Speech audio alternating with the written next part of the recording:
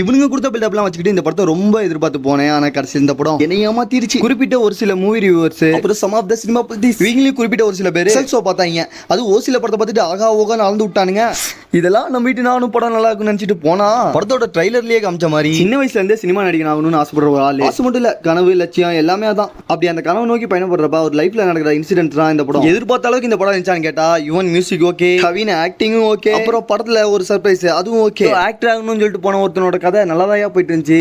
எடுத்து பார்த்தா ஜவ்வு மாதிரி ஒரு காலேஜ் லவ் ஸ்டோரி ஒன்று விட்டு போயிட்டா அவன் இதுக்கு மேல இவன் உருட்டுவான் அப்படின்னு சொல்லி பார்த்தா புதுசா ஒருத்தி ஹீரோ வந்து காலேஜ்ல இருந்தே ஒன் சைடா லவ் பண்றீங்க, அது ஹீரோக்கே தெரியாது அப்படின்னு சொல்லிட்டு ஒருத்தி வந்து நிக்கிறான். சரி இதெல்லாம் மறந்து படத்தை பார்க்கலாம் அப்படின்னு பார்த்தா அங்கங்க படம் நல்லாவே போச்சு. அப்பாடா ஒரு வழியா பாயிண்ட் கொண்டாண்டா அப்படின்னு சொல்லி பாக்குறப்ப நம்ம ஊரு ரூட்டு பஸ் மாதிரி அங்கங்க சம்பந்தமே இல்லாம கதை போயிட்டு இருக்கு. தேவையில்லாத கண்டென்ட் கர்மாந்திரம்லாம் இல்லாம இருந்துச்சுன்னா ஒரு சூரரை போடுற மாதிரி ஒரு கனவு நோக்கி ஒரு இளைஞனோட கதையா இருந்திருக்கும் இந்த படம். அதுல இருந்து படம் எங்கேயோ மிஸ் ஆனனால ஆடியன்ஸ்க்கு அங்கங்க கனெக்ட் ஆகாமே போயிடுச்சு படம். எமோஷனல் சீன்ஸ் பெருசா எதுவும் ஒர்க் அவுட் ஆகல. கதையை கரெக்டா நிறுத்திருந்தா கவினோட கேரியர்லயே ஒன் ஆஃப் த பெஸ்ட் படமா இருந்திருக்கும். பட் ஆனா மிஸ் ஆயிடுச்சு. இவனுங்க ஆகா ஓகோன்னு சொன்ன அளவுக்குலாம் படம் இல்ல, ஒன் டைம் வாட்சபிள் தான். ஃபைனலாடா பையா watch with your own risk. அப்புறம் இதை மாஸ்டர் பீஸ்னு சொன்ன அந்த மடக்கு மட்டும் என் கையில கிடைச்சான்.